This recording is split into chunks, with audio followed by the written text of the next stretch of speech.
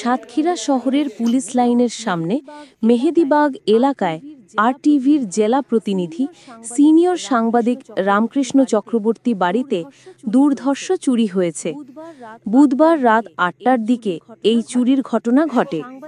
সাংবাদিক রামকৃষ্ণ চক্রবর্তী জানান, দুর্গাপুজো উপলক্ষে পরিবারের সদস্যদের নিয়ে তিনি বিভিন্ন পূজা মণ্ডপ পরিদর্শনে গিয়েছিলেন।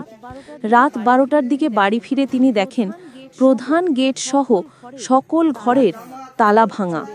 চোরেরা নগদ ৮ লক্ষ টাকা এবং ৪০ ভরি স্বর্ণালঙ্কার সহ মোট ১ কোটি টাকারও বেশি মূল্যের মালামাল চুরি করে নিয়ে গেছে। সাংবাদিকের বাড়িতে এমন চুরির ঘটনায় এলাকায় চাঞ্চল্য সৃষ্টি হয়েছে।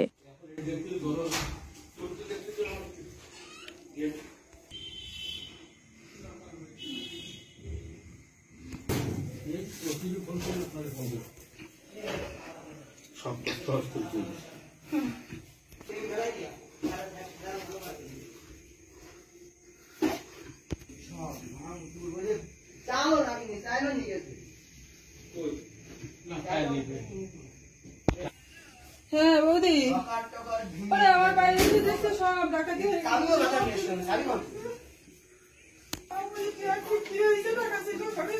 গেছে।